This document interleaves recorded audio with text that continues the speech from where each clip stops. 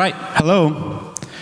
This talk will be done by Gordon Savicic, an artist, critical engineer with an impressive track record of worldwide expositions, and Felix Stalder, professor of the Zurich University of the Arts. They will talk about artistic research in the study and visualization of the rewilding of a migratory bird, from assisted migration to social, technological, information, and ecological aspects. Thank you. Give it up for them.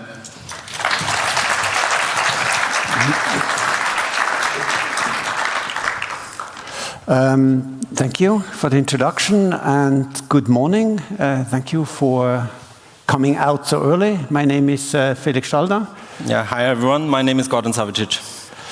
And we are part of an artistic research project called Latent Spaces at the Zurich University of the Arts. And the larger context, the framework is that we investigate the ambiguity of data that is always present despite the data's numerical precision.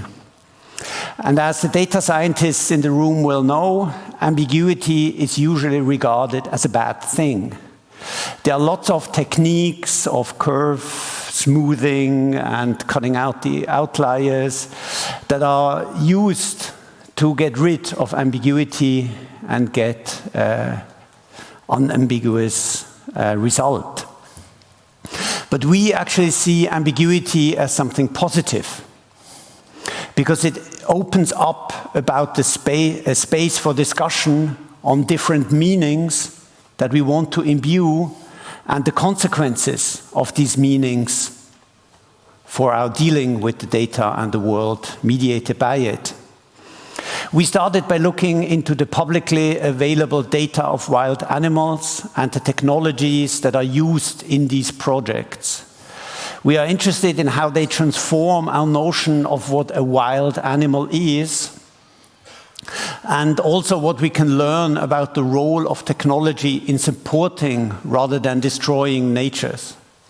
As a disclaimer, we are not biologists. We are not responsible for the rewilding project per se, but we are working quite closely with biologists as artists and media researchers. One of the heavily datafied animals is the northern bald ibis Waldrapp in German. It's about 1.4 kilogram bird, so it's a fairly large bird, 1.3 meters wingspan, and it can grow up to 30 years old. It's a migratory bird. It has a natural migration in the summer. It spends its time in the northern slopes of the Alps, so in southern Germany, Switzerland, and Austria. And the winter it usually spends in the warmer regions of the Mediterranean. What you see here is a drawing from 1555. And for centuries, this was the only drawing of this bird that existed because the bird went extinct in Europe in 1621. In 1977, it was put on the critically endangered list globally because there were only about 700 birds left. And there has been a rewilding project in Europe that started in 2013 by the biologist Johannes Fritz. It's an attempt to reverse a local extinction. So birds were imported and raised in zoos. And the rewilding now is not simply opening the door of the cage, so to speak, and releasing the animals, but actually creating conditions for the bird to become wild again in a region where it hasn't been wild for, roughly 400 years. So what does it take to make an animal wild again? Well, there's technology on the bird itself, and we will talk about this in more detail in a minute. But we discovered that the technology on the bird is actually only a small part of a vast, more than human infrastructure on which this bird is becoming wild again. And to map this vast infrastructure, we created a map together with the artist Vladan Joler last year. And I'll quickly run through the map and we'll zoom into it throughout the talk. At the center of the map, there are 4 quadrants. On the top right, there are the technological elements of these infrastructures. On the top left, there are the social elements of the infrastructure, kind of how the public is involved. On the bottom left, there are the ecological elements, the kind of the discontiguous areas in which the bird lives. And on the bottom right are kind of the scientific and institutional elements of the that produce and create meaning and finance this infrastructure. And while the center of the map shows the relationships between the different elements, there are also 3 scales. On the top, there's a spatial scale that starts from the planetary dimensions of thousands of kilometers and zooms into the millimeter scale through steps of 100. It juxtaposes the elements and the data that you already see in the diagram a second time, but in new relation in terms of spatial scales. On the left, there is a monetary scales, because we live in a world in which everything has a price. But not all of these values actually make sense, but our society, our system needs monetary values for everything. So for example, they need to quantify in monetary terms the value of a dead bird, which of course is hard to do, and there are different ways of doing it, coming up with wildly different figures, but you need to put a figure on a dead bird. On the bottom, there's the time scale, the temporal axis, and it's separated into 3 different categories. There's a geological time that starts with the genetic age of the bird, which is about 1 million years old, much older than humans, and goes down to a biological age of kind of lived time, and through what we called atomic time scales, down to the nanosecond of the GPS that allow us to observe the rhythms and events that are related in this project. And all of these different scales, the time scales, they need to work together for this project to stabilize. The rewilding, as I already mentioned, started in 2013 after about 11 years of preparation, feasibility studies, and raising funds.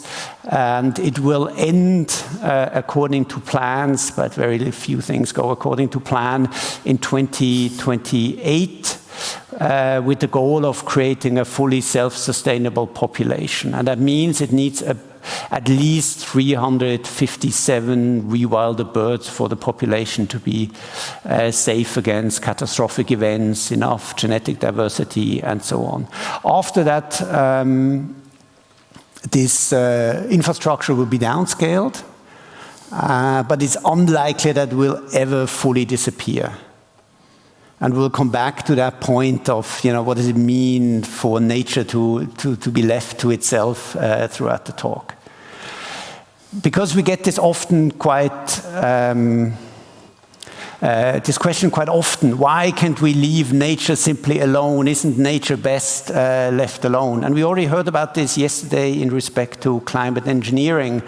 There are 2 main reasons why we can't leave nature alone. I mean, the most obvious is because we don't. We interfere massively in nature, and one of the effects of that we are currently in the 6th great extinction. The rate of extinction is about 1,000 to 10,000 times that of the normal rate of extinction, so we are massively intervening. And so the question is not really, can we leave it alone, because we don't, but the question is, can we repair at least some of the damage that we are doing? And there's the second reason why we can't leave nature alone, and this obviously is climate change. Nothing is left alone from climate change.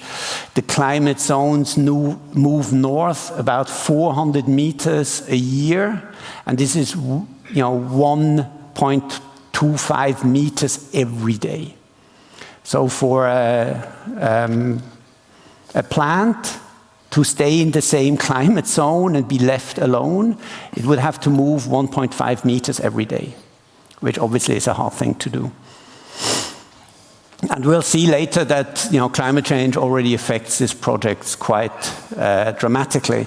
So there's simply no nature, no pre-human baseline to which we can return when we leave nature alone. So for the better or worse, mostly for the worse, but maybe also for the better, we have to intervene in some way. I hand over to Gordon. I'm going to talk about some of the technological elements we discovered also in our research. And well, one of the reasons why we can't only the cage, as Felix mentioned, for rewilding is the challenge of migration for this specific bird. So the birds, they have a natural tendency towards migration, but the routes and the destination, they are actually socially learned from their parents. But since the rewilded young birds actually have no elders to learn from, it's basically the humans to take on this role and of teaching this migratory route. And they're doing this with this ultralight airplane, which is an extremely complex task, also needs lots of logistics. But it also actually gives the advantage that they are able to find a suitable habitat for the winter region in Europe, like Central Europe, which is a very densely populated and agricultured area. But also there is a very intensive phase of bonding. So there are 2 foster mothers who spend actually 3 to 4 months in very close contact to the birds, and they feed them and care for them. And this creates a mutual bonding and adaptation. And also the foster mothers actually, they get to know them very, very well, the birds. They can actually identify them very individually, but just like looking at them. And one very important thing to remember is also the birds, they don't follow the airplane by nature. They follow the people, like they follow those 2 foster mothers on their migration. And after the migration, this bonding process is actually extremely, is reversed, and the birds are released. When they are released, they get fitted a tracking device, which is like a GPS tracker, and well, it's not easy to mount, so they are wearing a little harness. The weight of the tracker is about 1 to 2% of the entire bird's weight, which is well in the regions of what is supposedly, like in scientific terms, acceptable mass that the bird can carry. But actually what they found out is that the aerodynamics are heavily impacted by wearing such a device on its back. And so how do you optimize aerodynamics? Well, you actually test it in a wind channel. And so they actually started to build a wind channel in order to find the balance between like a functional tracker, a device that is big enough to have a battery and everything, but also has the least minimal aerodynamical impact. So there is an optimization going on, and some birds were actually specifically trained to fly in this wind channel that was set to 45 kilometers an hour. As a fun fact, this was built in a former dairy barn, and it's actually cohabitated by a domesticated wild pig on the right side. Also, in the entire wind channel design is actually open source, so there was a paper being published last year. If everyone is interested, for 25K approximately material costs, you can build your own wind channel in order to do some aerodynamic testing, which is quite an interesting thing to do. Focusing back on the tracker itself, on the tracking device, this is in this specific project they use a device that's called OrniTrack 20, 20 indicating the weight of the device for 20 grams. This contains a GPS receiver, a data upload via the GSM or the 4G network, a solar charging module and a tiny battery, and an accelerometer and a magnetometer. There's no external antenna, which also sometimes causes actually problems in terms of aerodynamics.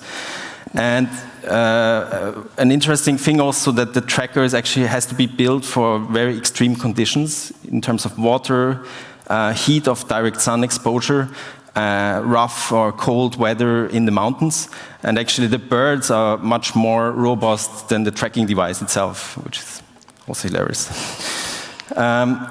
looking at the data flow, so first the tracking device uploads actually its GPS position via a 2G network, or newer ones via 4G network, to the manufacturer, which is a server based in Lithuania, called the Ornitella. But then also from there on, the data is being synced to MoveBank, which is pre-existing data repository for animal location data maintained by the Max Planck Institute.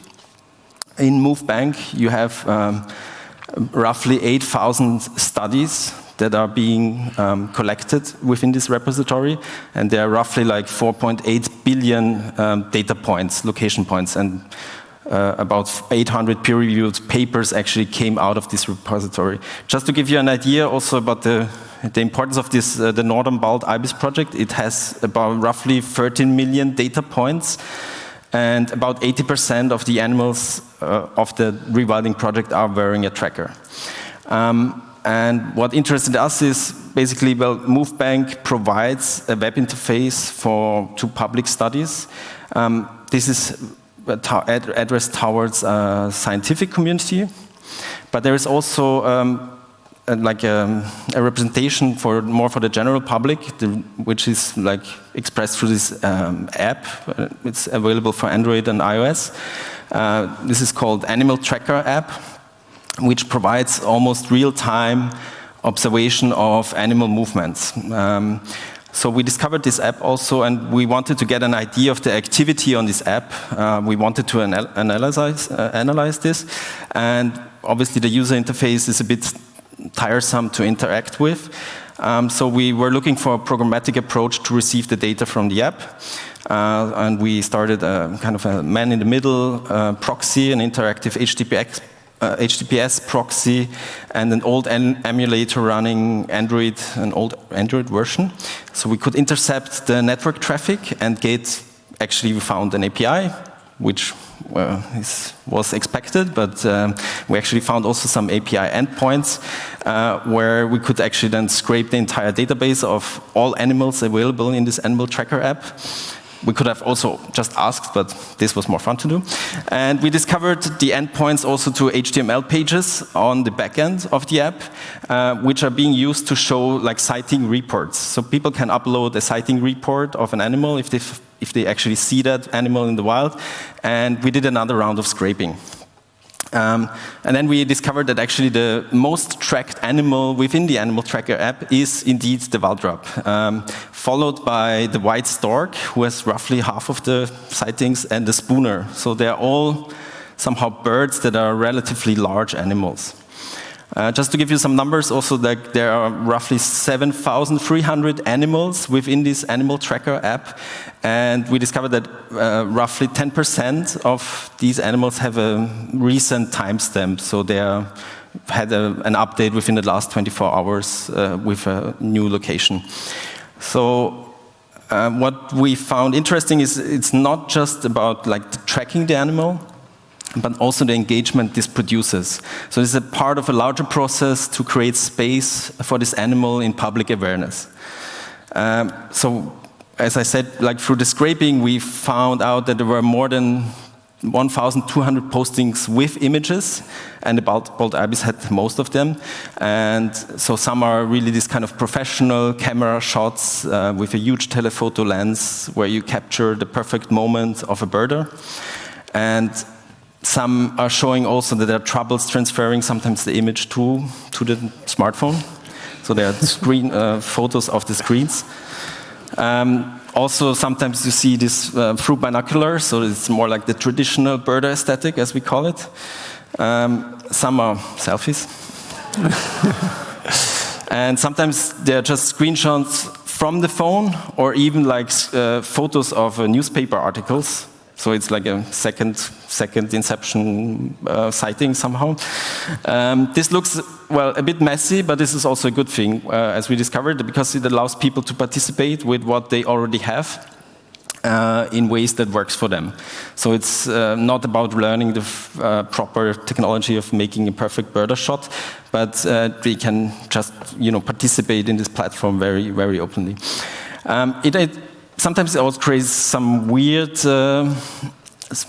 kind of glitches, as this example shows, that people trigger the false alarm of a bird that needs urgently help. Because it says here, it's in German, but it says basically that this bird doesn't move since a day because it's stuck in this black container and it's just like didn't get a GPS update, and people actually taking this GPS position way too literal because obviously there is like a plus minus 10 meters offset. And yeah, I think talking about the GPS position, maybe you want to take over. So what is being done other than feeding conspiracy theories with this data? And the standard way of using this location data is to plot it on a map. And what we've done here is we took out one bird, Enea, with the ID ring 233, and took all the measurements from 1 year, 2021, in which the bird has flown about 6,600 kilometers and created 16,000 data points. This looks like Latin America, but it's actually, the top is the region around Lake Constance, and the bottom is Tuscany. So with this, we can kind of watch the bird as it moves through kind of a natural landscape. And this is also what the Animaltracker app allows us to do, to see the bird moving. But there's actually, it's a two-way process. It's not only that we are watching the bird, it's also that the bird is watching the infrastructure through which it moves. Because Enea, the bird we just saw, suddenly disappeared from the app. And why? Because it was in Switzerland, and Switzerland turned off the GMS network at the beginning of this year. So they had a relatively old bird with an old tracker that was relying on 2G connectivity, and that was deemed to be outdated, so it was turned off. But it wasn't turned off entirely, but sporadically for probably some very local reasons. Somebody, have an important application, maybe for agriculture. There was occasional antennas were left on. So what you could see is actually the bird mapping these antennas that were still ongoing. There was of no use in terms of biological or other observation of the bird, because it was too intermittent and too random in terms of where these are. But suddenly you could see a kind of a decaying infrastructure through that, through the bird. So the bird was mapping the infrastructure for us. But let's zoom out a little bit and move away from this one particular case and ask ourselves, what can we learn a bit more generally about the role of technology as a support mechanism for a planet on the brink of breakdown? Well, the first thing we learned is that technology is not the solution. Technology plays an important role, but it's still a small role, because there are many more important actors in these large-scale, highly independent network.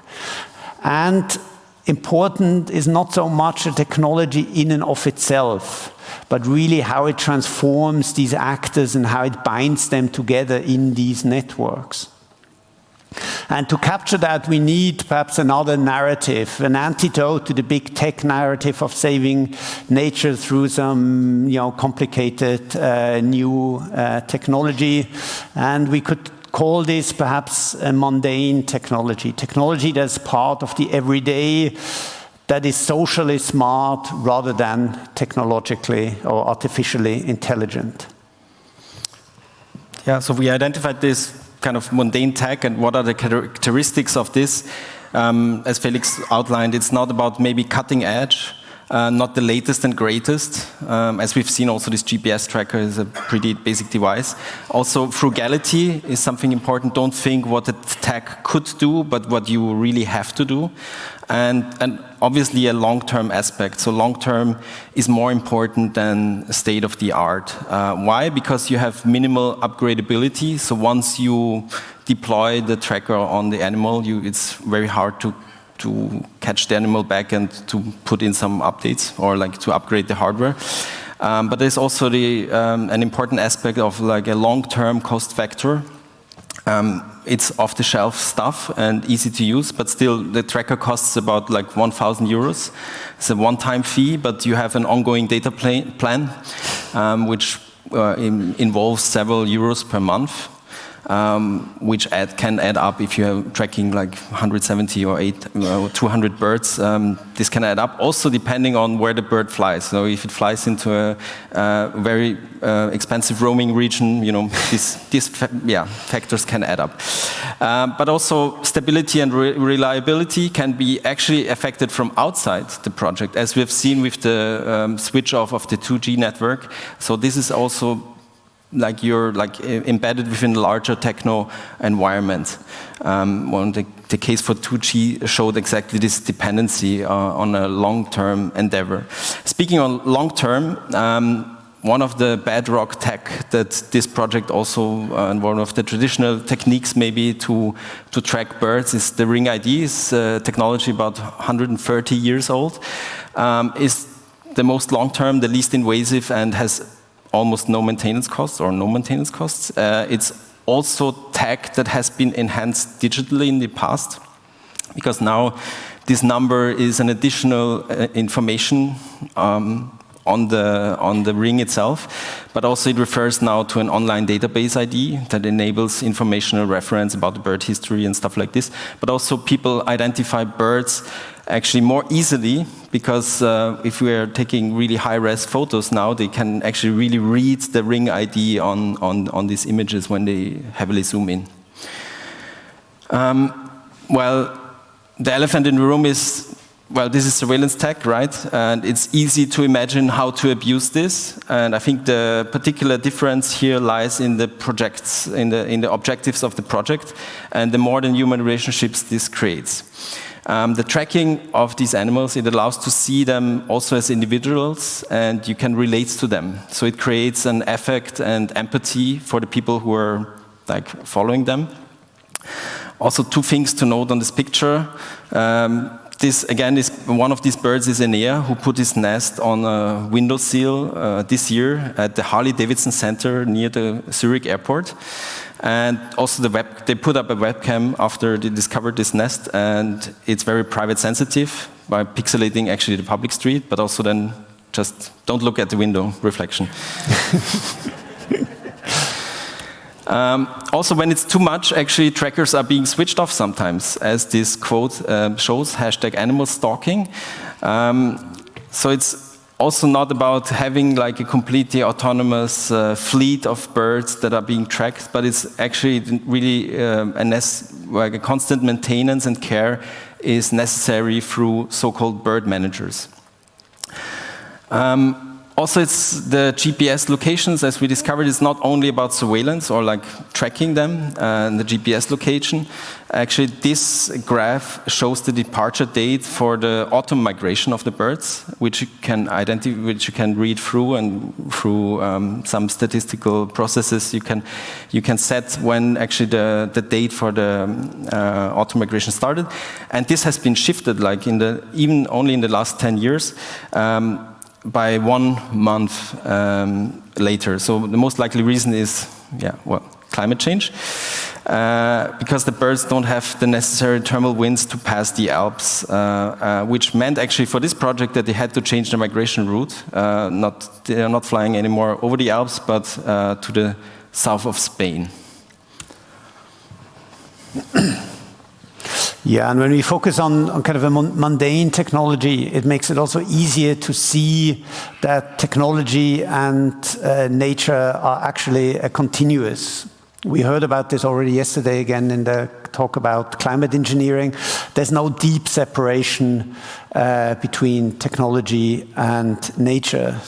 And obviously, technology is made out of natural materials. We know this is a very destructive and extractive process. It has mostly a negative impact on nature, but also in times of crisis, there is a need for that. What we see on the picture are the biologists cleaning the nests of the wild birds, mostly from plastics that are picked up from the area, which is, if you go and look at the area, it's actually a very beautiful and clean area, but still full of plastic that's damaging to the birds. So we can't simply leave it alone in the age of climate change and rapid transformation of ecosystems. We are in this larger planetary context, and we need to think and act locally and globally. And all the more is this aspect of care technology, which again stresses the long-term aspects rather than the one-term fix. Mundane technology also helps us to perhaps get rid over this idea that technology is about control. And this idea really lies at the heart of our cybernetic world, put there by Norbert Wiener right at the beginning when he claimed that technology, that cybernetics is about control and communication in the animal and machine. And this idea of control, of using technology to control nature, to control each other, created all kinds of problems that we heard yesterday and will hear in the coming days. And not the least, it creates this fantasy of omnipotence, of complete control and mastery. We have to move, actually, we think, in an opposite direction. We have to embrace the limits of control and the limits of knowability. Certain things we simply don't know, so we should treat them with respect and humility. So we need to increase the autonomy of humans and non-humans, but not in the sense of complete, leave them alone, everybody can do whatever they want. This is not a useful way of autonomy, but increase the degrees of freedom to choose how to relate and to relate to whom. And we need to build into these systems the conditions for happy surprises. We should see a surprise as something positive rather than something that speaks to a breakdown of control. So in such a project, and the technology it uses is really not about scaling up. It's not about reaching global scales, but to create the right conditions for scaling down. To finish, some references on the website that you see below. You can see the map and also get some tours, audio tours through the map. But obviously you can also, and we highly recommend to check out the biologists, the project directly. We also have a few printouts of the map. There's a PDF on the website that you can download, but you also have a few printouts here. Obviously, we forgot them in the hotel, but we'll bring them tomorrow. So if you catch us tomorrow, we can get you a print. Thank you. Thank you.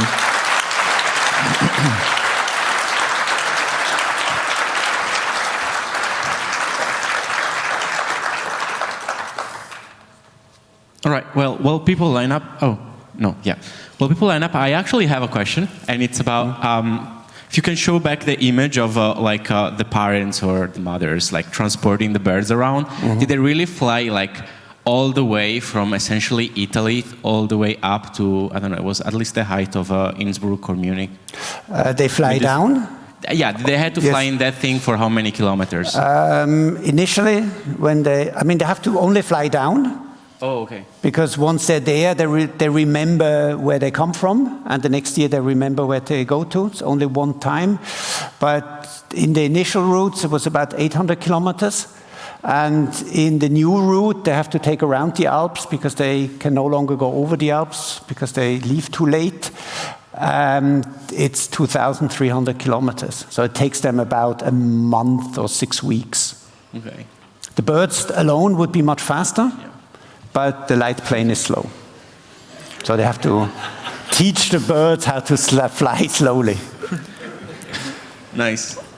Also, technically speaking, it's like the destination of the south migration is burned like an ABROM, so it stays in their memory forever. Wow. They also can find the way back where they were breeding without any assistance. Nice. Well, question one. Yeah, thank you for a very interesting talk. I have a question. So, what comes to my mind first is the technology route which you did not encourage to follow. So, to make it simpler, to make it cheaper, use an AirTag, for instance, to track those birds. But what is actually your recommendation as a technique to use? I mean, my takeaway was we shouldn't leave them alone. So, should we observe them, use the app, make a photo, and so track the birds non-invasively in order to follow them? I think there are different levels of tracking involved. One is the biologists that are very closely work with the birds and care for the birds and support them and teach them and all of that. And they learn a lot through the tracking. And the other part is that that we need in our imagination, public imagination, places for wild animals. And most of us living in cities and highly cultured areas, we never encounter wild animals.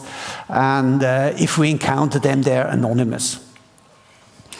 So this allows this form of tracking, but also of sighting, allows to create other narratives and other ways of relating to the bird. There's neither a pet that's fully controlled, but it's also not an anonymous animal. But it's an animal with its own characteristics. This is that age, last year, had this dramatic accident or whatever, or two kids, and you get to sense that this is a full being rather than just some random thing walking by.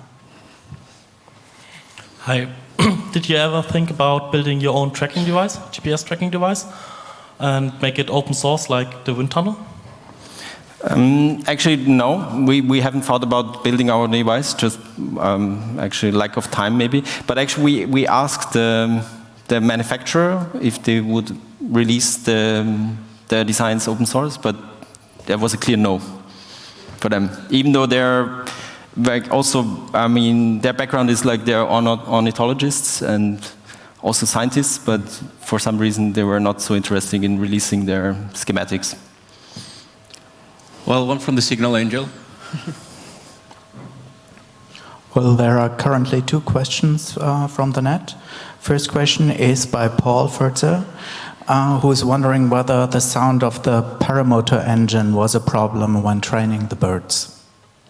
Yeah, that is a huge problem. That's why they're also having like this kind of training with the birds. What they're doing with the young birds, they kind of get them used to the airplane. So they make like little flights around the breeding grounds before undertaking the long migration route. And the second current question by Jairo. He's wondering, or they are wondering, whether the drought in Spain is affecting the current migratory routes. At the moment, it doesn't, because they don't really spend too much time, eating and picking worms while they are migrating. And at the destination in Andalusia, there's actually another kind of rewilding project that does some basic care and maintenance. But at the moment, this seems not to be a problem. The main problem really is that when they take off too late from Northern Europe, the winds over the Alps are no longer sustainable for them to rise with the thermal winds. That's the main problem at the moment. Thanks for a really interesting project. I wanted to ask about the people because it sounds like a very diverse project with people from many different disciplines working together for tech that is, as you said, socially smart. So I was wondering if you had examples or experiences of how you brought these people together and what worked well for this very multidisciplinary project. If you make it short, you have an Yeah. Actually, since we are mostly observing the network rather than building it, we're not the biologists, I can't really say anything specific to that. Okay, the last one on mic 4. Hi, I just wanted to ask if it's possible to recover the tracking devices after a few years, or if that is not feasible. It's actually difficult to recover them. I mean, on the live birds, when they die, then it's easier. But simply because the longer the birds are out there, the more stressful it becomes to catch them again. Even though we said they were reversing the bonding process, it's never fully reversed. The foster mothers recognize the birds, and the birds also a few years later still recognize the people. But catching them is really, really stressful, and they want to avoid that as much as possible. So no, it's not really possible. So they sometimes fly around with broken trackers. They no longer send anything. Great. Thank you so much. Thank you. Thank you.